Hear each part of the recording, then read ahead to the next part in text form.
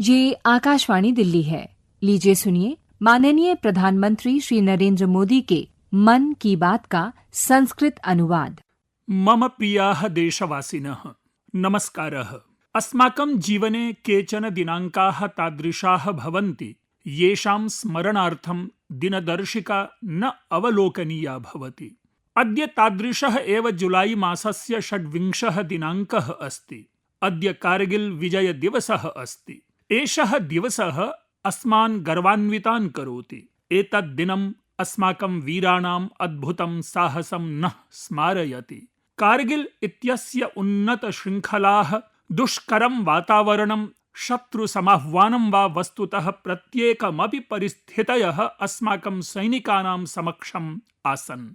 परं तेषां साहसं प्रत्येकं समाह्वानात् बलिष्ठमासीत्।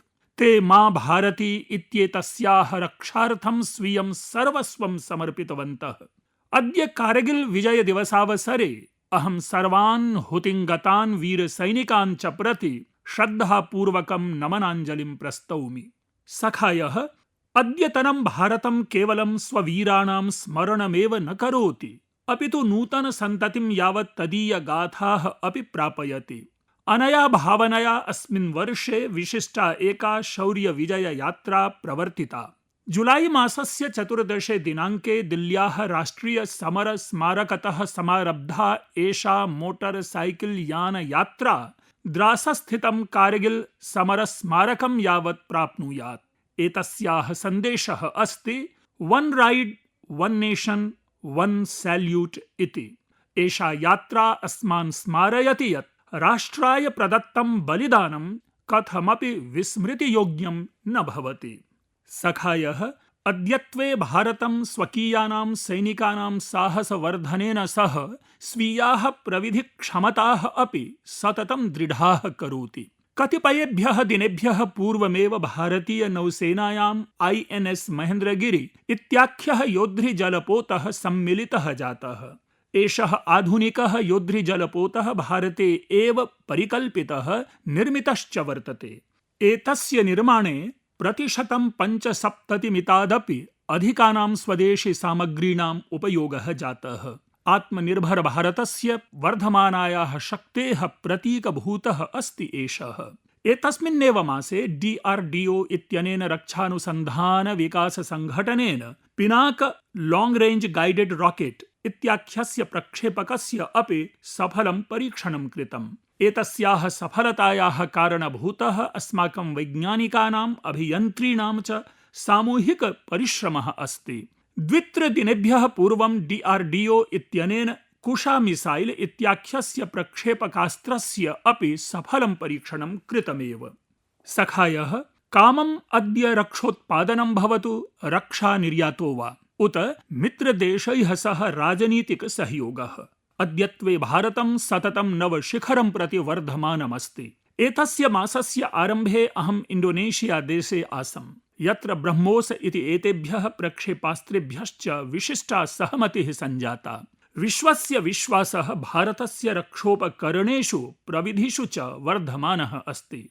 आयान्तु ऐषमः कारगिल विजय दिवसावसरे वयम् अमरान् हुतिङ्गतान् वीरान् नमामः, अथ सुरक्षितस्य सक्षमस्य च आत्मनिर्भर भारतस्य निर्माणे स्वकीयं संकल्पं दृढतरं कुर्याम। मम प्रियाः देशवासिनः, मन की बात इति कार्यक्रमस्य विगते अंके अहं भवद्भिः सह कैच द रेन इत्याख्यस्य अभियानस्य चर्चाम् अकरवम्। अहम् आग्रहं कृतवान् आसं यत् वृष्ट्याः प्रत्येकं बिन्दुं संरक्षयितुम् एतदभियानं जनान्दोलनरूपं करणीयम्।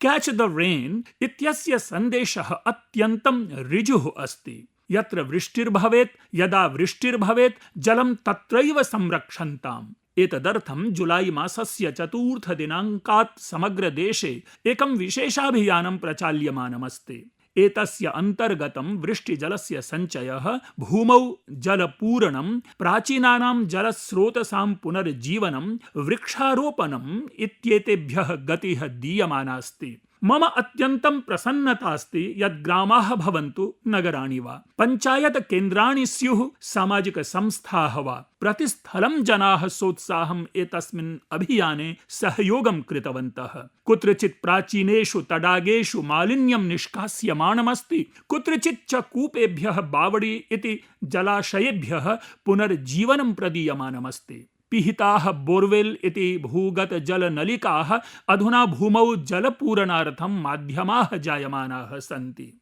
सखायः मध्यप्रदेशस्य सीधी जनपदे प्रायः 1,500 सरोवराः निर्मिताः सन्ति। नरसिंहपुरे अमृतसरोवराः परिष्कृताः सन्ति।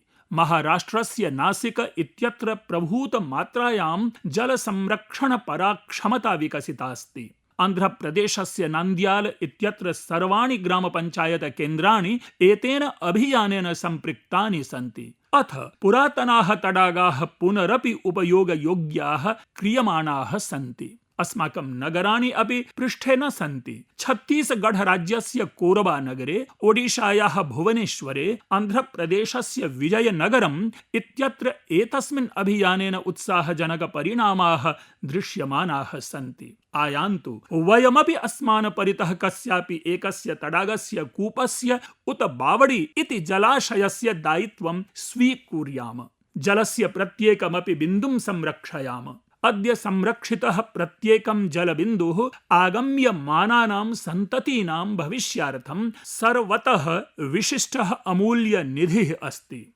मम प्रियाः देशवासिनः, केवलं कतिपयदिनपूर्वमेव ग्लास्गो नगरे राष्ट्रमण्डल क्रीडास्पर्धाः प्रारब्धाः सन्ति। प्रत्येकं देशवासी निरन्तरं भारतीयक्रीडादलाय स्वशुभकामनाः प्रेषयति। तस्य कामना अस्ति यत् सर्वे क्रीडकाः उत्कृष्टतमं प्रदर्शनं कुर्वन्तु, जनानां च हृदयान्यपि जयन्तु। सखायः, अस्माकं युवभिः नातिचिरमेव क्रीडाक्षेत्रे कतिपयाः विलक्षणाः उपलब्धयः प्राप्ताः। पी.वी. सिन्धु इत्येषा बैडमिण्टन् क्रीडायां जापान ओपन इति प्रतिस्पर्धां जेतुं प्रथम भारतीय महिला अभवत्। अस्याः असाधारणोपलब्धये समग्रः देशः गौरवमनुभवति। भारतीय महिला क्रिकेट् दलमपि लण्डन नगरे स्थिते लॉर्ड्स क्रीडाङ्गणे स्वीया प्रथमा टेस्ट प्रतिस्पर्धां विजितवती। एषः वस्तुतः ऐतिहासिकः विजयः अस्ति। अस्माकं दलेन एषा प्रतिस्पर्धा 70,200 धावनाङ्कानां विशालान्तरेण विजिता। किन्तु विषयः केवलं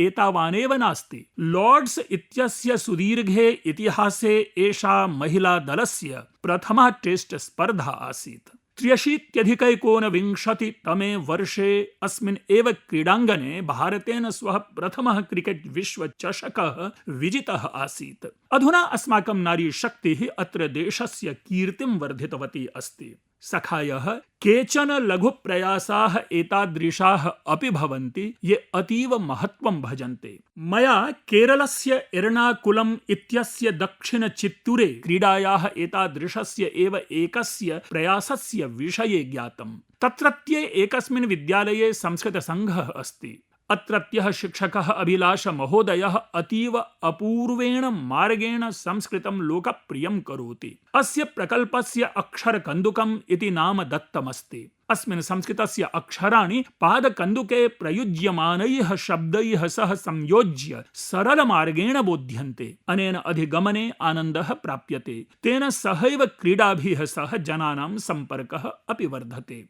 मम प्रियाः देशवासिनः, गत रविवासरे विक्रम प्रथम इत्यस्य सफल प्रक्षेपेण प्रत्येकं देशवासी गौरवेण परिपूर्णः अस्ति। वयं सर्वे भारतीयाः अन्तरिक्षक्षेत्रस्य अस्य ऐतिहासिक क्षणस्य साक्षिणः अभवाम। इदं वैयक्तिकक्षेत्रेण विकसितं भारतस्य प्रथमं रॉकेट् इति अस्ति। अस्माकं युवनवान्वेषकैः तत् कृत्वा प्रदर्शितं, यस्य कल्पना अपि कठिना आसीत्। तैः आश्चर्यजनकं कौशलम्, उत्साहः, धैर्यं च प्रदर्शितम्। दीर्घकालं यावत् अस्माकम् अन्तरिक्षक्षेत्रं वैयक्तिकक्षेत्राय पिहितमासीत्। अस्मिन् क्षेत्रे रुचिं विददद्भ्यः अनेकेभ्यः युवभ्यः स्वप्रतिभां प्रदर्शयितुम् अवसरः न प्राप्यते स्म। युवहितं दृष्ट्वा वयम् अन्तरिक्षक्षेत्रं वैयक्तिकक्षेत्राय अनावृतवन्तः। अद्य अस्य परिणामं विश्वं पश्यति। सखायः, अस्माकं युवानः सखायः विज्ञानेऽपि भारतस्य भालम् उन्नयन्ति।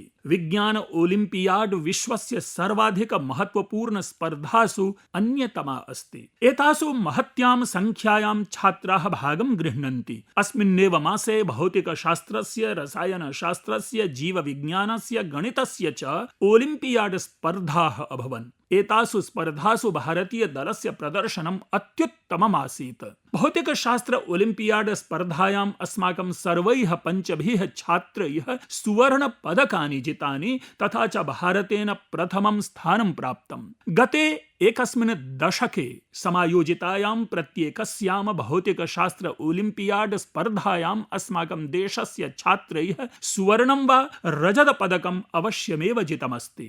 रसायनशास्त्र ओलिम्पियाड् स्पर्धायामपि अस्माकं सर्वैः छात्रैः सुवर्णपदकं जितम्। इदमिदानीं यावत् सर्वोत्कृष्टं प्रदर्शनमस्ति। जीवविज्ञान ओलिम्पियाड् स्पर्धायामपि अस्माकं सर्वैः छात्रैः पदकानि जितानि। एतेषु एकं सुवर्णपदकमपि समाविष्टमस्ति। तत्रैव गणित ओलिम्पियाड् स्पर्धायाम् अस्माकं छात्रैः 2 सुवर्णपदके 4 रजतपदकानि च स्वनाम्नीकृतानि। मे देशस्य युवशक्तौ अतीव गर्वः अस्ति। इदं दृष्ट्वा प्रसन्नता भवति यत् भारते ओलिम्पियाड् स्पर्धानां हैकाथॉन् इत्येतेषां च संस्कृतिः निरन्तरं वर्धते। मम विश्वासः अस्ति यत् देशस्य अधिकाधिकाः युवानः एतादृशेषु मञ्चेषु स्वकीयां रुचिं दर्शयिष्यन्ति, भारतस्य ध्वजमपि उत्तोलयिष्यन्ति। मम प्रियाः देशवासिनः, यदा कौशलमपि भवेत्, किमपि च कर्तुम् उत्साहः अपि भवेत्, तर्हि प्रत्येकं मार्गः सुगमः भवति। काश्मीरस्य पारम्परिककटं वगु इत्येतमादाय अद्य ये प्रयासाः जायमानाः सन्ति तेषु अस्य एव प्रतिरूपं प्राप्यते। एषः नलतृणेन धान्यस्य पलालेन तृणेन च सज्जीक्रियते। अस्य कटस्य निर्माणस्य परम्परा बहुवर्षप्राचीना अस्ति।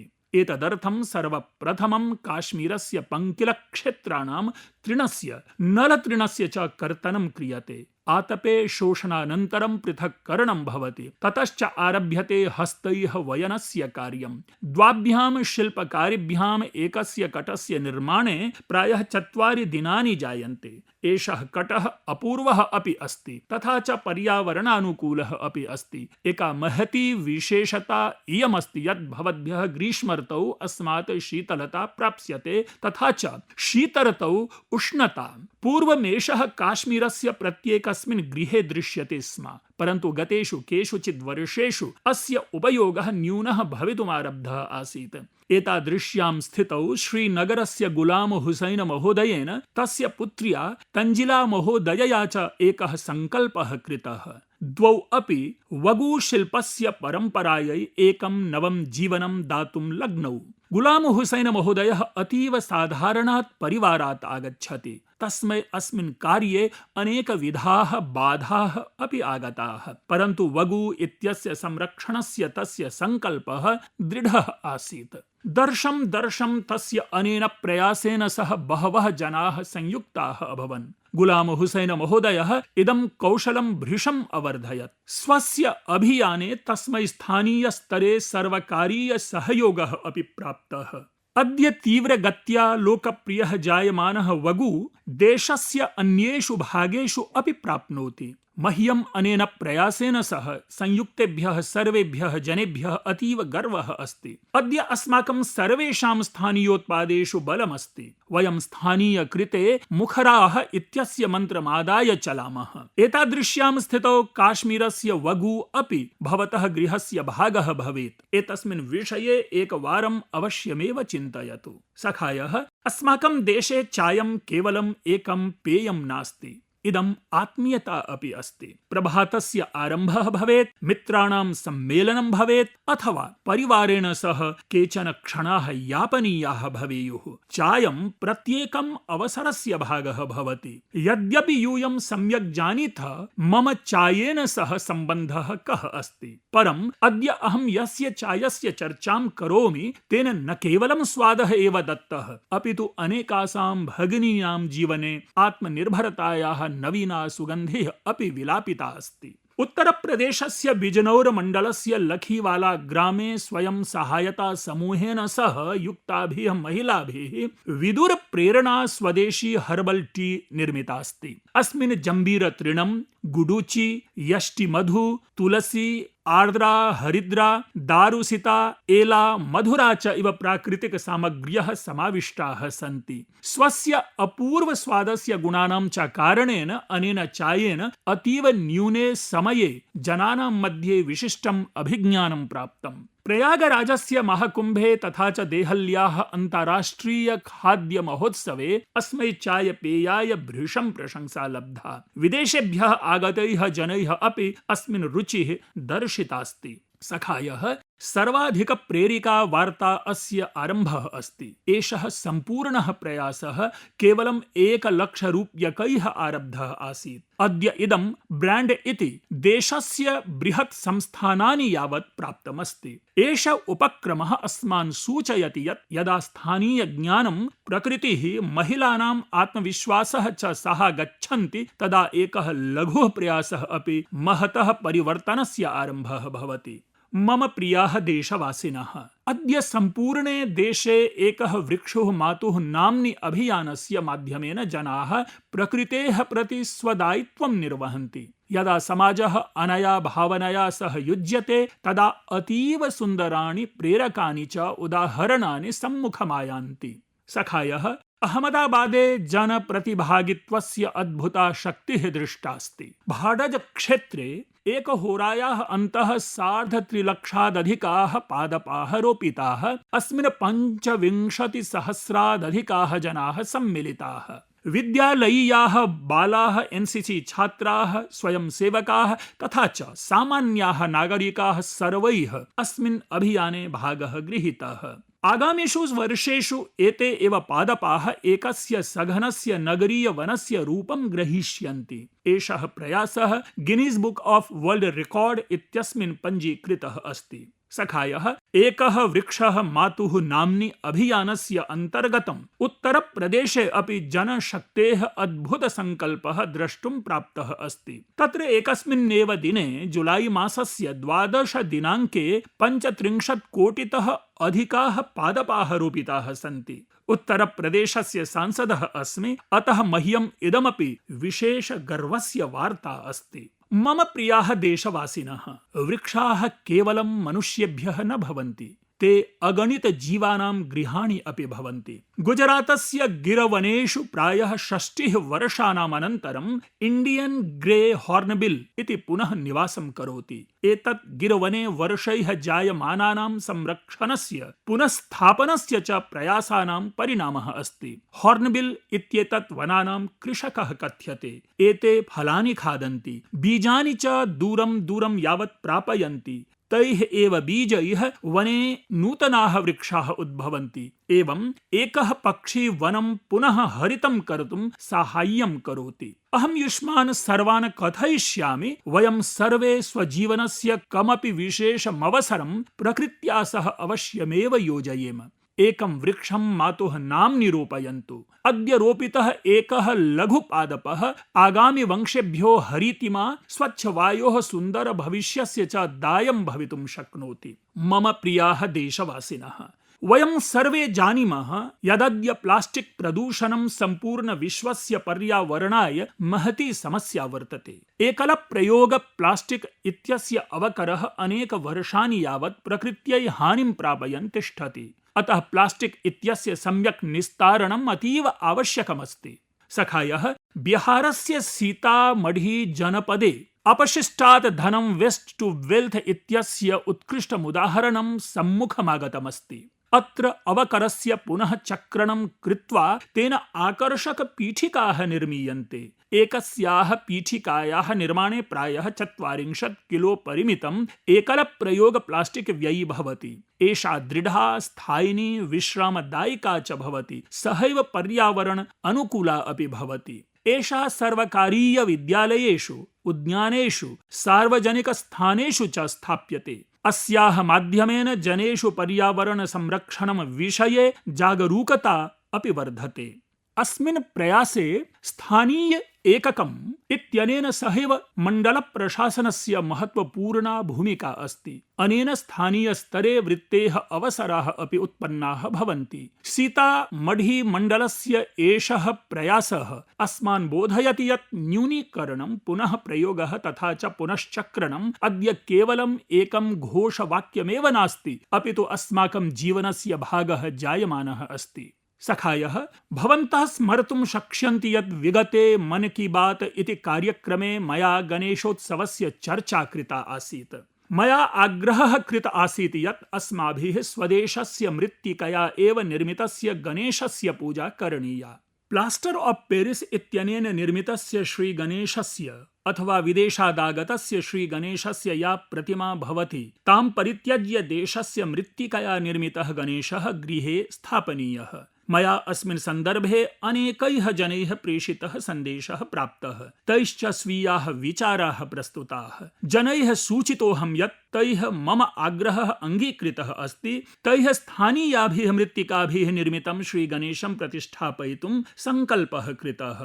जनैः लिखितमस्ति यत् मन की बात इत्यस्मिन् पूर्वमेव चर्चा जाता। अनेन तैः अनुकूलावसरे अनुकूलपदक्षेपाय साहाय्यमवाप्तम्। अहमेकदा पुनः निवेदनं करोमि यत् एतद्वारं गणपतिपूजायां स्वदेशस्य मृत्तिकया एव निर्मितं गणेशं गृहे स्थापयन्तु, तं च पूजयन्तु। भवतां प्रयासोऽयमपि मन्ये प्रकृतिपूजा एव भविष्यति।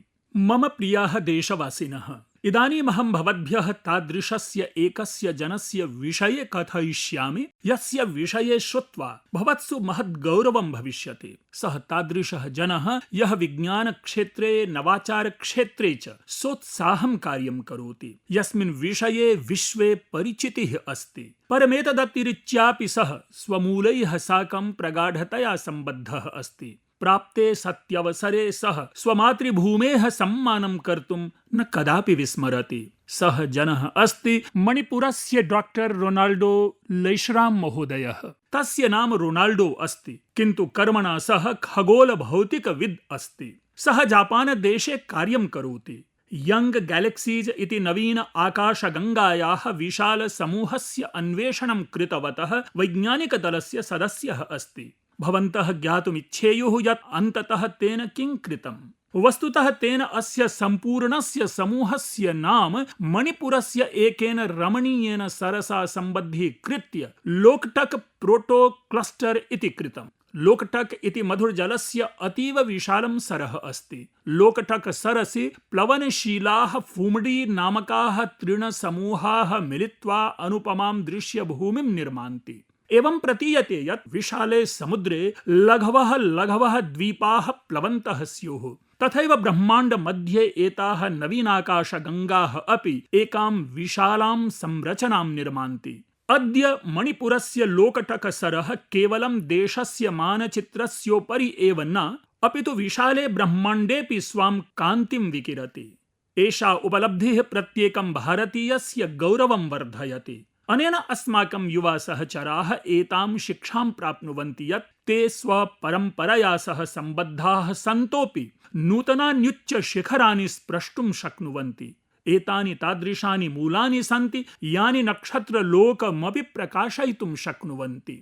मम प्रियाः देशवासिनः, कतिपयदिनानन्तरम् ऑगस्ट मासस्य 7 दिने अस्माकं देशः राष्ट्रिय हस्ततन्तुवयन दिवसः इति समाचरिष्यति। अस्मिन् शुभावसरे वयम् आत्मनां तन्तुवाय भ्रातॄणां भगिनीनां च कौशलस्य, तेषां च सृजनशीलतायाः उत्सवं समाचरामः। एते अस्माकं सहचराः वंशानुक्रम परम्परया प्रवर्तमानाः परम्पराम् अग्रे नेतुं निरन्तरं प्रयतन्ते। सखायः, हस्ततन्तुवयनैः निर्मितं प्रत्येकं परिधानं कस्यचित् क्षेत्रस्य, कस्यचित् समुदायस्य, तेन च समं सम्बद्धानाम् असंख्यानां जनानां च कथां प्रकाशयति। एते ते जनाः सन्ति ये गर्वेण भारतस्य सांस्कृतिकदायं संरक्षितुं निरन्तरं समर्पितभावेन प्रयतन्ते। अद्य अस्मिन् दिवसे मम आग्रहः अस्ति यत् वयं हस्तकलां प्रोत्साह्य स्वान् तन्तुवाय सहचरान् सम्मानयेम। आगच्छन्तु वयं वोकल फॉर लोकल इति भावनाम् अधिकां सुदृढां कुर्मः।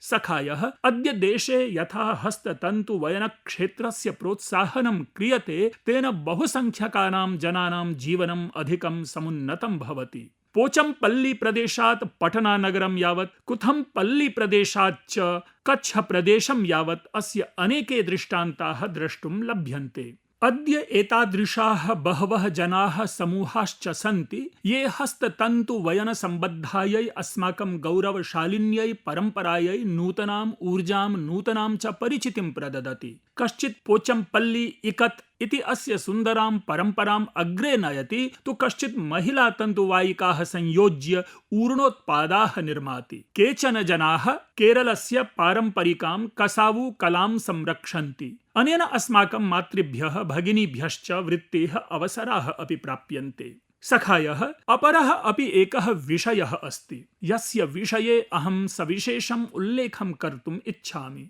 सः विषयः अस्ति खादी इति। वयं सर्वे जानीमः यत् खादी महात्मने गान्धी महोदयाय अत्यन्तं प्रिया आसीत्। विगतेषु कतिपयेषु वर्षेषु खादी अत्यन्तं लोकप्रियतां प्राप्तवती अस्ति। विगतेषु 12 वर्षेषु खादी इत्यस्याः विक्रयः 6 गुणः वर्धितः अस्ति। अस्य विक्रयस्य परिमाणम् अधुना प्रायः 8,000 कोटि रूप्यकाणां समीपं प्राप्तमस्ति। मम भवद्भ्यः सर्वेभ्यः निवेदनमस्ति यत् आगामिषु उत्सवेषु भवन्तः खादी निर्मितं किमपि, हस्ततन्तुवयन निर्मितं किमपि, हस्तकला निर्मितं च किमपि उत्पादमवश्यं क्रीणन्तु। मम प्रियाः देशवासिनः, यदि भवन्तः पृच्छेयुः यत् भारते कति विधानि वाद्ययन्त्राणि सन्ति तर्हि भवन्तः चिन्तायां निमग्नाः भविष्यन्ति। एतदस्मात् यतः अस्माकं देशे बहूनि वाद्ययन्त्राणि तैश्च सम्बद्धाः बहवः परम्पराः सन्ति। एतादृशमेव एकं वाद्ययन्त्रमस्ति त्रिपुरा राज्यस्य चोङ्गप्रेङ्ग् इति। एतत् तत्रत्यासु जनजातीय समुदायेषु अत्यन्तं लोकप्रियमस्ति। वेणुना निर्मिते अस्मिन् वाद्ययन्त्रे तिस्र्यः तन्त्र्यः भवन्ति। अस्मात् निर्गता स्वरमाधुरी अतीव मधुरा भवति, या सरोदवाद्यस्य स्वरमाधुर्येण सदृशी भवति। कतिपयेभ्यः कारणेभ्यः युवजनानां मध्ये अस्य लोकप्रियता न्यूनतां गन्तुम् आरब्धवती आसीत्। तादृशे समये सूरजकुमार देववर्मा महोदयेन एतत् पुनः लोकप्रियं कर्तुं दृढः सङ्कल्पः कृतः। अद्य तस्य प्रयासः सफलतां प्राप्नोति। ते चोङ्गप्रेङ्ग् वाद्येन सह तत्रस्थानि अन्यानि अपि पारम्परिकवाद्ययन्त्राणि प्रस्तुवन्ति। कोकबोरोक लोकगीतानि, बाउल गीतानि, बंगाली लोकगीतानि च तस्मै अत्यन्तं रोचन्ते। इदानीमहं भवद्भ्यः एकं लघु श्रव्यांशं श्रावयितुमिच्छामि। एतत् सङ्गीतं भवन्तः कदापि विस्मर्तुं न शक्नुवन्ति।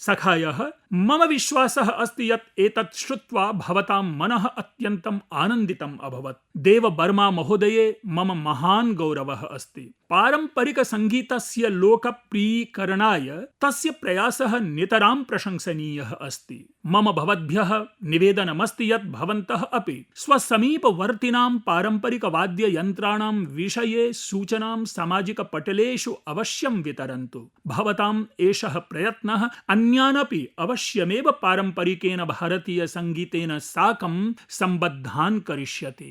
मम प्रियाः देशवासिनः, श्वः जुलाई मासस्य 27तमे दिने भारतरत्नसम्मानेन विभूषितस्य डॉक्टर एपीजे अब्दुल कलाम महोदयस्य पुण्यतिथिः अस्ति। डॉक्टर कलाम महोदयस्य व्यक्तित्वे अनेके प्रेरणादायकाः आयामाः आसन्, किन्तु तस्य हृदयस्य सर्वाधिकं समीपे एकस्य शिक्षकस्य भूमिका आसीत्। सः बालकान् यूनश्च महतः स्वप्नान् द्रष्टुं प्रेरयति स्म। संयोगवशात् अस्मिन् एव सप्ताहे वयं गुरुपूर्णिमा इति पवित्रं पर्व समाचरिष्यामः। अस्माकं मातापितरौ अस्माकं प्रथमौ गुरुस्तः। विद्यालयस्य आचार्याः अस्मभ्यम् अक्षरज्ञानं प्रददति। गुरुपूर्णिमा सर्वेषाम् एतेषां गुरूणां कृते कृतज्ञतां प्रकटयितुं महदवसरः अस्ति। अहं देशस्य सर्वान् आचार्यान् गुरुजनांश्च सश्रद्धं सादरं प्रणमामि। सखायः, कतिपय सप्ताहानन्तरं वयं स्वातन्त्र्यस्य महापर्व अपि समाचरिष्यामः। अगस्ट मासस्य 15 दिवसः प्रत्येकं भारतीयस्य कृते गौरवस्य दिवसः अस्ति। अयं तेषाम् असंख्यानां वीराणां स्मरणस्य दिवसः अस्ति, यैः भारतमातुः स्वातन्त्र्यार्थं स्वस्य सर्वस्वं समर्पितम्। तेषां त्यागेन तपसा च अद्य अस्माकं हस्ते त्रिरङ्गध्वजः अस्ति। अस्मिन् त्रिरङ्गध्वजे अस्माकं संविधानस्य आदर्शाः निहिताः सन्ति। सखायः, विगतेषु कतिपयेषु वर्षेषु हर घर तिरंगा अभियानेन समग्रः देशः अद्भुतया भावनया सम्बद्धः अभवत्। प्रत्येकस्मिन् गृहे प्रत्येकस्यां वीथ्यां च त्रिरङ्गध्वजस्य उत्सवः दृश्यते। अस्मिन् वर्षेऽपि अस्माभिः हर घर तिरंगा अभियानं सम्पूर्णेन उत्साहेन अग्रे नेतव्यम्। स्वगृहे पूर्णसम्मानेन त्रिरङ्गध्वजः आरोहणीयः। सखायः, प्रतिवर्षम् ऑगस्ट मासस्य 15 दिनात् पूर्वं भवन्तः बहून् विचारान् बहूंश्च परामर्शान् मह्यं प्रेषयन्ति। अस्मिन् वर्षेऽपि भवन्तः स्वविचारान् MyGov इति जनसहभागिता मञ्चे अवश्यं सामायिकीकुर्वन्तु। अहं भवतां परामर्शानां प्रतीक्षां करोमि। सखायः, अद्य मन की बात इति कार्यक्रमे एतावदेव। आगामि मासे वयं पुनः मिलिष्यामः। देशवासिनां नूतनाभिः अनेकाभिश्च उपलब्धिभिः प्रेरणादायकैः प्रयत्नैश्च सह। तावत्पर्यन्तं कृपया मह्यम् अनुमतिं प्रददतु। भवद्भ्यः पुनः पुनः धन्यवादाः। नमस्कारः। अभी आप माननीय प्रधानमंत्री श्री नरेंद्र मोदी के मन की बात का संस्कृत अनुवाद सुन रहे थे। ये कार्यक्रम आकाशवाणी के दिल्ली केंद्र से प्रसारित किया गया।